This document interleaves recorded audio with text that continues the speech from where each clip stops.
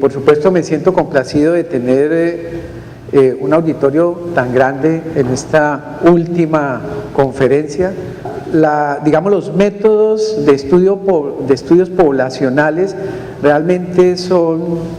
relativamente nuevos. Solamente desde hace 30 años se viene aplicando la evidencia de manera sistemática como una herramienta más a nuestras decisiones clínicas individuales. Y hablo de que los estudios poblacionales justamente son eso, poblacionales, y que en determinado momento en la toma de las decisiones no deben de ser el 100%, pero también desconocer lo que la evidencia y los estudios poblacionales nos habla sobre determinada intervención o determinado diagnóstico o pronóstico, pues sería desconocer una valiosa herramienta para la toma de decisiones individuales.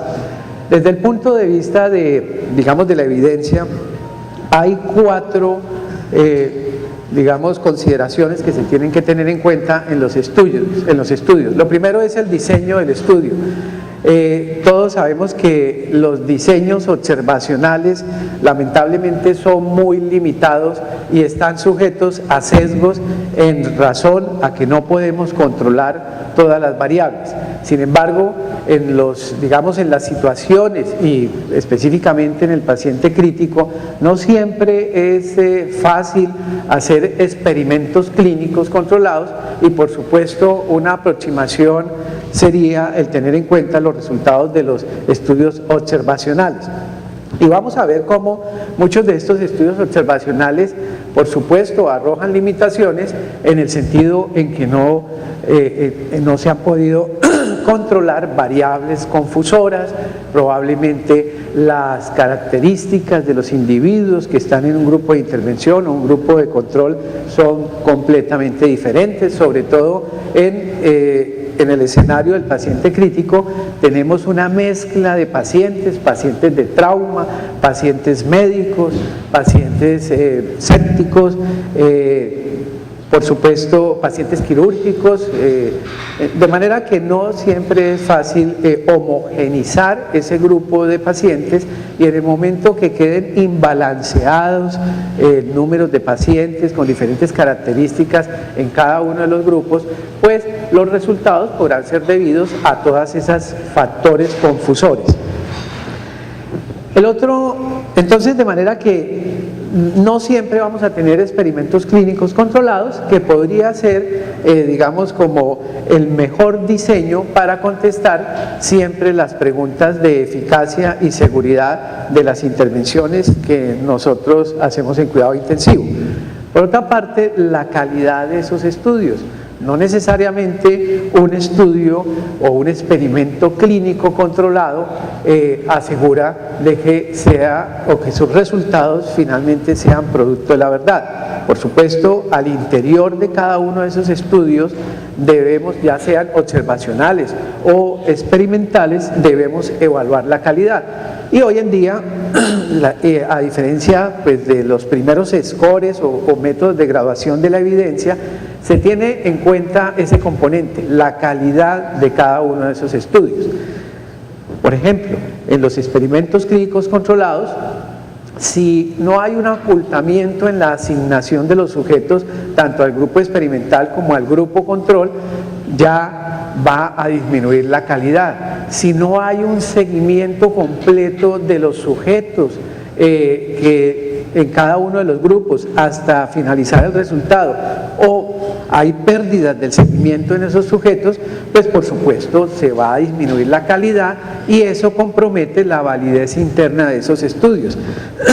Adicionalmente, siempre se debe tratar de hacer un análisis por intención a tratar, lo cual pues de cierta manera habría o robustece la calidad del estudio. Y finalmente, en los experimentos clínicos controlados, si no hay un enmascaramiento de los investigadores, de los pacientes, si es pertinente, o de los que están haciendo el análisis de los resultados, se considera una debilidad en la calidad de esos estudios.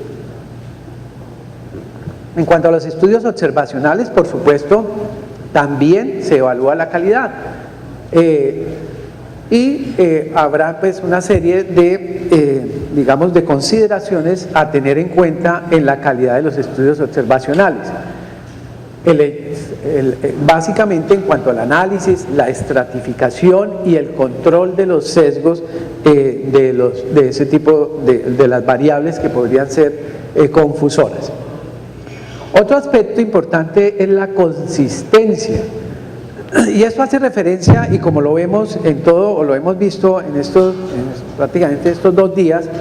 muchos de los estudios son inconsistentes, es decir, hay estudios que demuestran un beneficio, hay otros que demuestran que no hay diferencias en los resultados y, por supuesto, habrá estudios que demuestran al contrario unos peores resultados. Esto es importante de tener en cuenta a la hora de evaluar la evidencia. Si una intervención, por ejemplo, el uso del catéter de arteria pulmonar, sencillamente no es costo efectiva en un estudio, en otro estudio resultó ser más efectiva y probablemente otro estudio arroja de que no hay diferencias,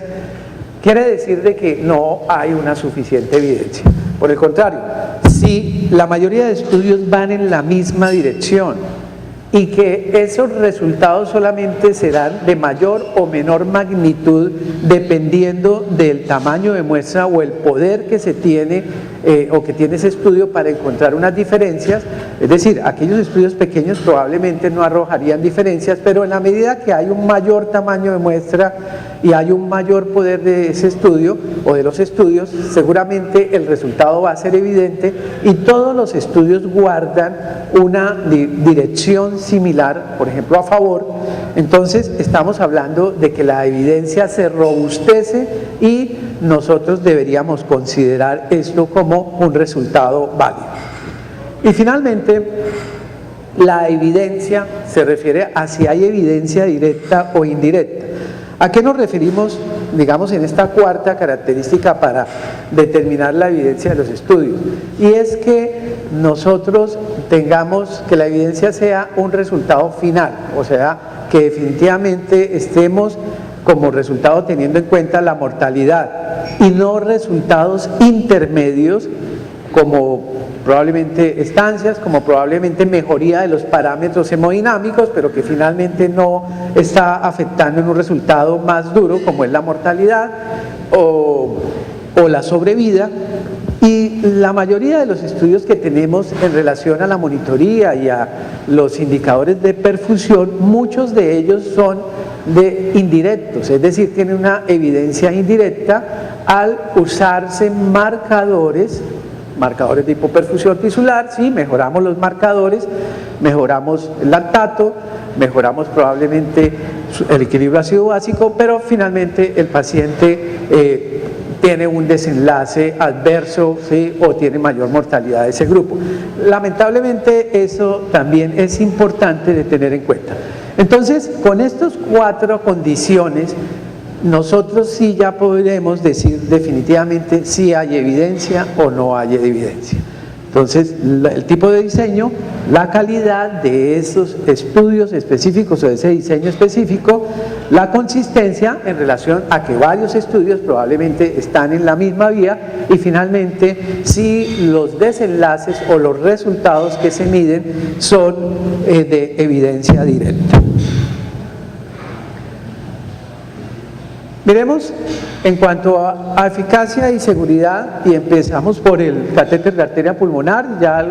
probablemente en el transcurso de la charla se ha evidenciado, y solamente cuando se evaluó la eficacia y seguridad sin que se asociara el uso del catéter de arteria pulmonar a una terapia objeto dirigida, pues esencialmente este fue uno de los primeros estudios observacionales en el año 96 que digamos que pusieron en cuestionamiento el uso del catéter de arteria pulmonar en una corte de 5.000 pacientes en el cual se categorizaron 9 categorías de enfermedad y que se usó en un 38% el catéter. Se observó que digamos que al emparejar digamos aquellos pacientes en los cuales se utilizó el catéter de arteria pulmonar con pacientes de las mismas características que no tenían el catéter de arteria pulmonar mediante una técnica que es el propensity score, es decir, que ambos tuvieron la probabilidad de tener el catéter en razón a su comorbilidad, en razón probablemente a su indicación del catéter, pero que finalmente a unos sí se les colocó y a otros no se les colocó. Los resultados arrojados es que el catéter de arteria pulmonar disminuía la probabilidad de sobrevida a 30 días con unas diferencias estadísticamente significativas. Un diseño observacional, un diseño probablemente de buena calidad observacional, con limitaciones de que es observacional, pero que es de buena calidad, y unos resultados iniciales que cuestionaban, pues, digamos, el uso en razón a que con unos resultados probablemente o con una evidencia indirecta, porque claramente los resultados, o por lo menos en cuanto a la intervención, no se tenían en cuenta metas de reanimación, por supuesto simplemente era el uso y no más, y como ya lo hemos venido discutiendo, el uso por sí pues no nos garantiza definitivamente ningún resultado, o no hay una relación directa entre la causa y la consecuencia. En este mismo estudio, por supuesto, se encontró mayores tasas de estancia, 14.8 versus 13%, en relación a los que usaban catéter de arteria, no catéter, mayores costos y un riesgo relativo de mortalidad mayor en el uso de catéter de arteria pulmonar. Seguidamente vienen una cantidad de estudios observacionales que por supuesto no me voy a detener a mostrarlos, simplemente para recordar que hubo otros estudios que Mark Lilly encontró unos resultados similares al de Connors en el estudio anterior, y en JAMA y por supuesto hay otra lista de estudios observacionales no aleatorizados que coinciden en que hay un incremento significativo en el posoperatorio de eventos cardíacos y no cardíacos con el uso de catéter de arteria pulmonar. Y solamente hasta el 2005 es que pues se empiezan a encontrar también unos diseños observacionales, probablemente corrigiendo y teniendo en cuenta mayores variables que pueden determinar o que están determinando digamos la elección del sujeto a catéter de arteria pulmonar o a no catéter, y se encuentra que definitivamente no hay un peor desenlace en los resultados con el uso de catéter de arteria pulmonar. Y aquí por ejemplo vemos unas curvas de Kaplan y Meyer, donde en este estudio se observa que sin ajustar y sin hacer digamos, al referir simplemente los resultados brutos sin ajustar, los que usan catéter van a tener menor sobrevida comparado con el resto de la población, y la mortalidad a la salida de UCI 28% con catéter versus 17%, y al hospital 33 versus 23. Pero cuando en este mismo diseño o en este mismo estudio se hace una técnica de propensity score, es decir, los pacientes se reanalizan los resultados teniendo en cuenta las mismas probabilidades de que el paciente se le coloque un catéter de arteria pulmonar de acuerdo a unas características que hemos definido que podrían ser importantes en la toma de decisión para que el intensivista les coloque un catéter de arteria pulmonar o no se lo coloque. Entonces al hacer un emparejamiento por esas similares probabilidades, o sea teniendo la misma probabilidad un paciente de que yo le coloque catéter de arteria pulmonar, emparejándolo con uno que también tendría la misma probabilidad de tener catéter de arteria pulmonar, pero que no se le colocó, finalmente analizar nuevamente los resultados, se encuentra de que no hay diferencias en mortalidad o en la sobrevida en el grupo que se le colocó catéter, 453 pacientes, y en el que no se le colocó otros 453 pacientes. De manera que hasta acá, pues claramente como que en los estudios observacionales se empieza a ver que probablemente no hay diferencias, y es apenas obvio. El hecho de colocar un catéter o no colocarlo, pues no va a influir si no se tienen en cuenta otro tipo de intervenciones, como veremos más adelante y que pues ya se han venido tratando. Vienen los estudios aleatorizados de eficacia y seguridad, y entre los más importantes, ya digamos que desde el punto de vista de diseño podrían tener una mayor valoración. Sin embargo, habrá que tener en cuenta los otros tres criterios para evaluar la evidencia. Y en este estudio de Andreu Rodes, en el cual se encuentran 201 pacientes, 95 con catéter de arteria pulmonar y 106 sin catéter de arteria pulmonar,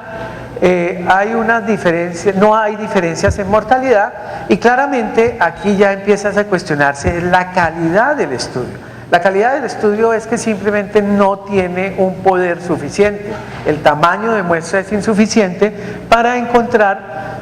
mortalidades o tasas de mortalidades si es que hubiese esas diferencias. Hay unos desenlaces intermedios en los cuales se encuentran algunas diferencias, mayor, digamos, aporte de líquido en los pacientes con catéter de arteria pulmonar, trombocitopenia, mayor incidencia de trombocitopenia al tercer día sin que haya una plausibilidad biológica, de manera que pues este es un estudio que tiene unas limitaciones. Aquí hay otro estudio importante, que es el uso temprano, ya empezando a variar o a homogenizar un poco la muestra de pacientes, y también, digamos, utilizándolo de una manera temprana, también y analizando esa parte con un estudio, un experimento clínico controlado, encuentran que tampoco hay diferencias en la sobrevida en tanto los pacientes que tienen catéter de arteria pulmonar como los que no tienen. Finalmente, este es otro de los estudios importantes, el Lancet de Harvey, en el cual pues hay un tamaño de muestra supremamente adecuado de 1040 pacientes, en el cual pues no se encuentran unas diferencias significativas con el uso de catéter de arteria pulmonar y no arteria pulmonar. Todos estos son estudios de costo-efectividad, no están evaluando qué se hace o qué intervención se hace con el catéter de arteria pulmonar, qué objetivos se tenían al usar el catéter de arteria pulmonar. Simplemente lo que se evalúa es aquellos que tenían catéter y no tenían catéter. Es decir, que desde el punto de vista de riesgo, el catéter de arteria pulmonar no es una variable independiente que aumente el riesgo de mortalidad o de sobrevida.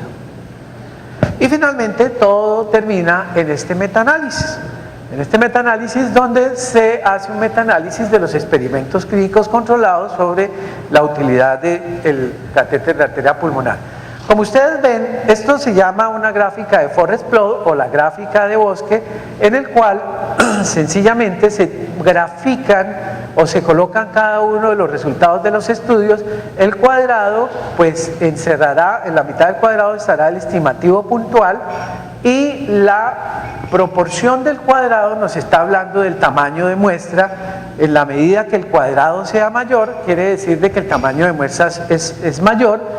La línea será el intervalo de confianza, que quiere decir de que este estimativo puntual pudo caer en el 95% de las veces.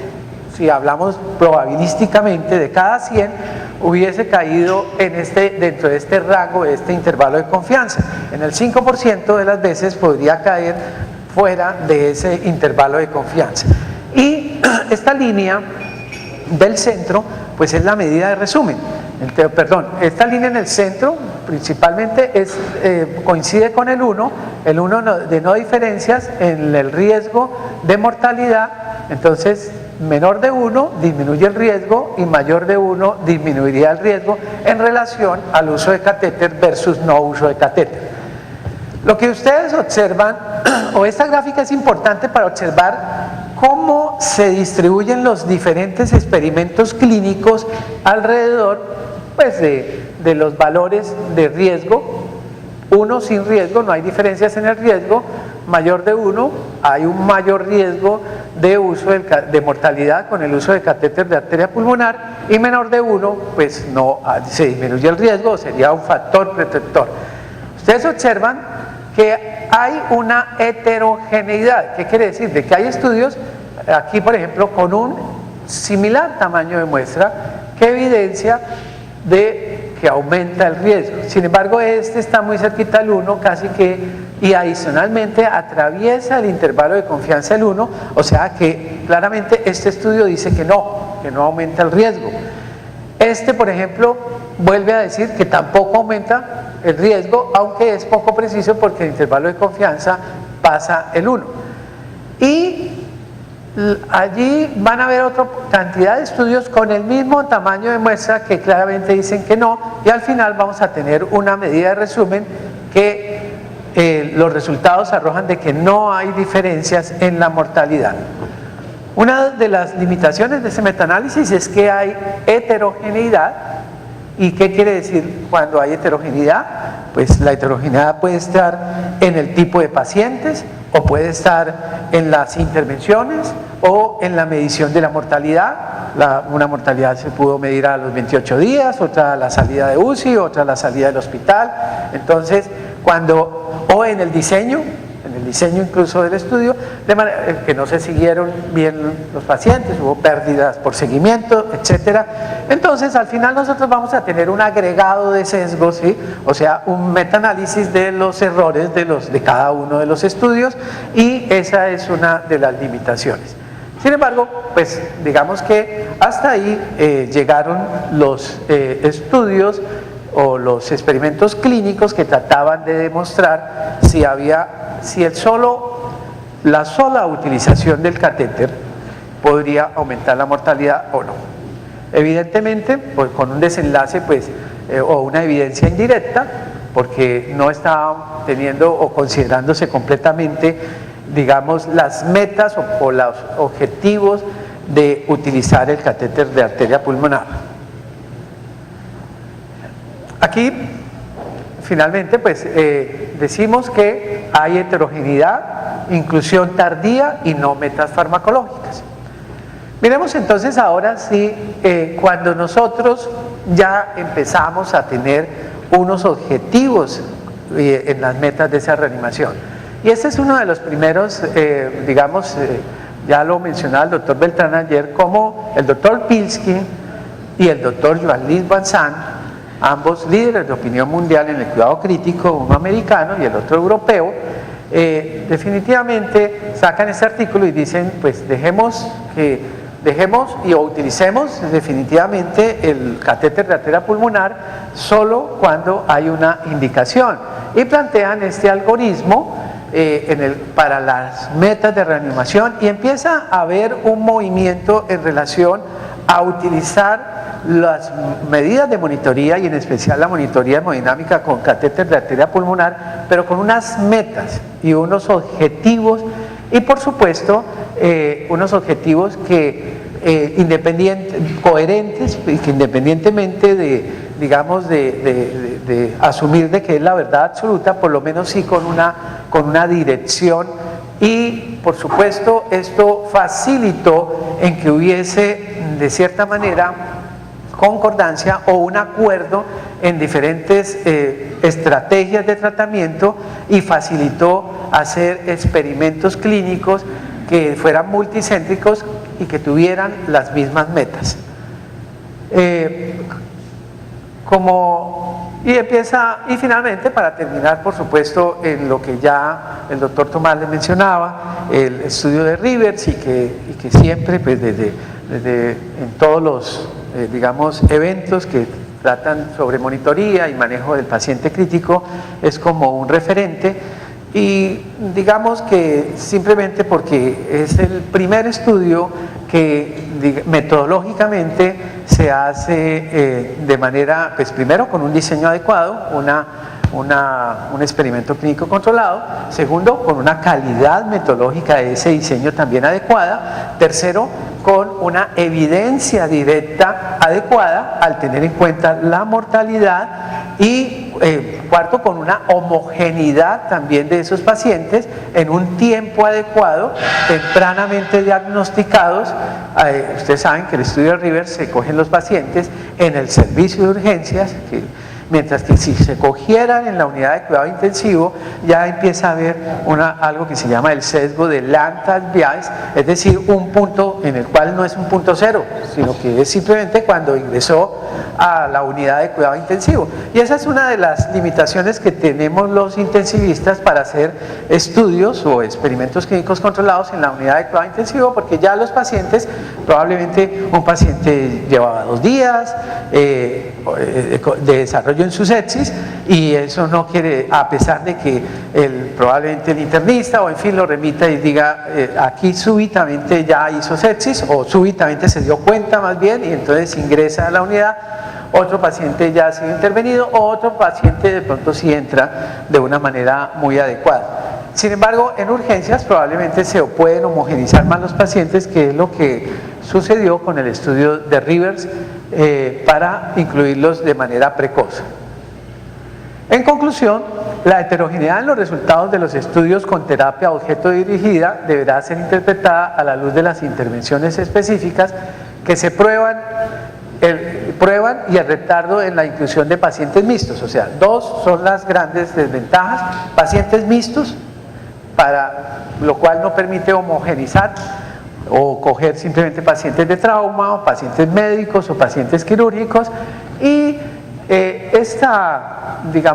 frase también que salió en JAMA ya hace algunos años, en los cuales digamos que los pacientes no deben de ser monitorizados de rutina, no se debe usar el catéter de arteria pulmonar, a menos que pues la terapia pueda encontrarse de que, digamos, que pueda tener unida a una terapia objeto dirigida y que justifique el uso del catéter. En resumen, lo que se debe tener con todos los métodos de monitoría es una información precoz, un diagnóstico precoz y una intervención precoz. Bueno, miremos ahora cuál de todos estos métodos de monitoría que hemos venido viendo en estos 2 días, pues debería escogerse. Y por supuesto, si el catéter de arteria pulmonar todavía no arroja, digámoslo así, una verdad en el sentido de optimizar o mejorar los desenlaces de mortalidad, pues con mayor razón el resto de monitoría de la cual disponemos. Es decir, que no es tanto la causa, sino más la consecuencia. Por supuesto, el hecho de que tenga un índice cardíaco bajo no es la causa de que fallezca el paciente, sino que finalmente es la consecuencia también de su depresión miocárdica por sepsis, etcétera. ¿Sí? El hecho de que un paciente tenga hipocalcemia en la unidad de cuidado intensivo no es la causa de que fallezca más, y por eso no se les debe repletar de calcio, ¿sí? O el hecho de que el paciente tenga candidiasis, pues al final es la causa de su deterioro. En fin, hay muchos ejemplos en los cuales definitivamente hay causalidad reversa en los digamos, desenlaces, y no es tanto la causa, sino la consecuencia de su estado de severidad de la enfermedad.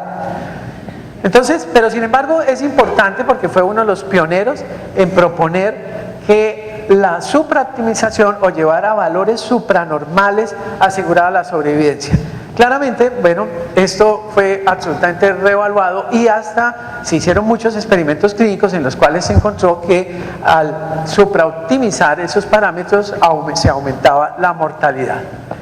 En ese estudio, pues lo que se observa es que, bueno, este estudio lo que trataba era de mirar guiar el manejo de la reanimación al corregir los niveles de lactato, y es uno de los primeros experimentos clínicos que identifica que, digamos, que la identificación temprana y la corrección de la hipoperfusión expresada por los niveles del lactato, podría mejorar pues, los desenlaces de mortalidad. Y empiezan a aparecer estudios donde definitivamente se cuestionan o se empiezan a, digamos, dilucidar cuáles serían los objetivos de la reanimación. Entonces, y básicamente tendiendo a identificar tempranamente el shock oculto o limitar esa hipoperfusión para prevenir la progresión de la disfunción orgánica múltiple. Este es un estudio donde pues, se evidencian pues, esos endpoints para que finalmente nosotros pues, podamos tener el concepto de, digamos, de una reanimación dirigida por objetivos de reanimación, por endpoints. Entonces, primero, pues que la reanimación debe ser guiada por objetivos en la reanimación, uniformidad en los conceptos de las metas de reanimación. Eso evita confusión acerca de los principios de la supraoptimización, porque no se trata de la supraoptimización como lo tempranamente en los años 80 pues lo postuló, lo promovió Shoemaker, y permite el desarrollo de ensayos clínicos multicéntricos que hablen el mismo lenguaje en cuanto a las metas en la reanimación. Sin embargo, las metas en la reanimación exigen que nosotros tengamos una guía o unos, digamos, biomarcadores que nos estén hablando de si ya hemos conseguido esas metas en la reanimación. Y al respecto, pues, muchas de las hemos pues, siempre cuestionado pues, ¿qué nos sirve? La base exceso, el gas de diferencia de iones fuertes, el anion gas, el lactato, el pH o el bicarbonato, o el strong ion gas difference, o la diferencia de iones fuertes, o el gas por diferencia de iones fuerte. Y adicionalmente a estos dos, a estos parámetros estaría la tonometría gástrica o la saturación venosa de oxígeno también, que pues claramente cada una tiene su escenario. Aquí vemos, por ejemplo, que 184 pacientes se ingresaron y con trauma y con sepsis y shock hipovolémico, y con digamos, a cada uno de esos pacientes, o a todos los pacientes, les medimos inicialmente el pH, ácido láctico, base exceso, diferencia de ion fuerte aparente, efectiva, y el GAN de la diferencia de ion fuerte, y los seguimos diariamente y observamos la progresión de la disfunción orgánica múltiple en las primeras 48 horas, debido a que la diferencia, digamos, la disfunción orgánica múltiple posterior a las 48 horas ya se ve muy afectada por las intervenciones y seguramente pues iba a mejorar esa disfunción orgánica múltiple. La disfunción orgánica múltiple se midió por el score de SOFA, que evalúa los 6 órganos que ustedes saben: el pulmón, el hígado, la función renal, la función cardiovascular, la función renal y el sistema nervioso central. Al final lo que obtuvimos fueron los coeficientes de correlación de cada uno de esas variables continuas, por ejemplo el ácido láctico versus el puntaje de SOFA, y ustedes observan que en los pacientes, por lo menos con shock distributivo, hay una dispersión de todos esos puntajes. En el eje de las abscisas pues vemos el ácido láctico, y en las ordenadas el puntaje de SOFA. O sea, por ejemplo, este paciente tenía un ácido láctico elevado, pero tenía un puntaje de SOFA bajo, mientras que lo contrario. Quiere decir de que en esta dispersión de 9 puntos, si nosotros trazáramos una línea, esta línea no tendría mayor correlación, es decir, una correlación muy baja entre el ácido láctico y el puntaje de SOFA para los pacientes sépticos. Y así sucesivamente mirábamos, por ejemplo, qué pasaba con la diferencia de ion fuerte efectiva, también baja correlación. Pues la correlación es inversa, ¿no? Pero igual no es tan alta, con un coeficiente de correlación de 0.4, 0.41. Y cuando comparamos estos dos, digamos, tomamos como gol estándar el ácido láctico que está arriba, y la diferencia de ion fuerte efectiva que está acá abajo, vemos que no hay diferencias. O sea, hicimos matemáticamente pues probamos eso y no hay diferencia. Entonces tomamos solamente pacientes con shock hipovolémico, aquellos pacientes, excluimos los pacientes que estaban infectados, que tenían shock séptico, y miramos los pacientes con shock hipovolémico, aquellos de trauma agudo, y vemos que el ácido láctico,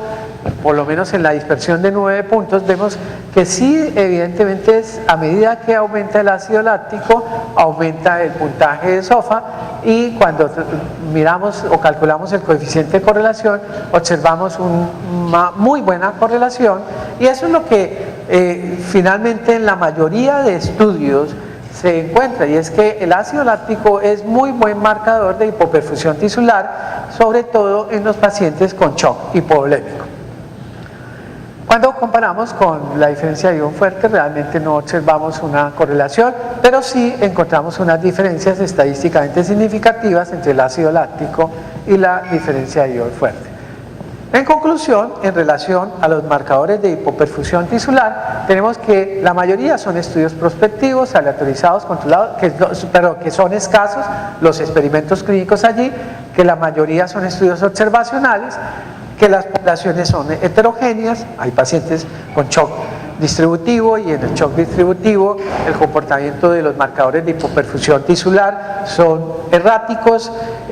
Por ejemplo, el ácido láctico, puede haber trastornos en el aclaramiento hepático, si hay una injuria pulmonar, el pulmón es uno de los que produce más lactato, entonces pues eso estaría sobreestimando la hipoperfusión tisular, el aclaramiento renal también estaría alterado, de manera que el modelo siempre más puro en el cual se puede reproducir la hipoperfusión tisular es en el shock hipovolémico, en el shock distributivo.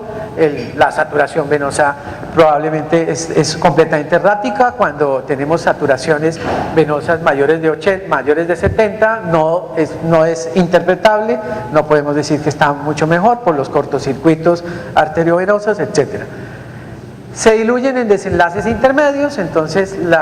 todavía no tenemos un marcador de hipoperfusión tisular que sea supremamente robusto, y el déficit de aplicación, pues hay métodos que probablemente ya muy experimentales que no son de aplicación en nuestro medio. Lo que hablaba de la saturación venosa mayor de 70 es un concepto controvertible, sobre todo en pacientes sépticos.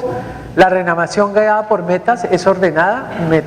metódica y costo efectiva, o sea que de todas maneras sí es importante tener unas metas en la reanimación. Las metas a través de indicadores metabólicos podrían sustituir en un futuro a las variables hemodinámicas digamos que la supraoptimización pues se deja como beneficio de inventario solamente para ciertos pacientes.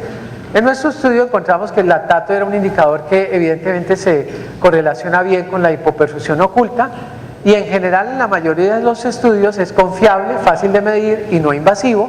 El mecanismo fisiopatológico de tipo de choque determina la magnitud de la correlación entre las variables que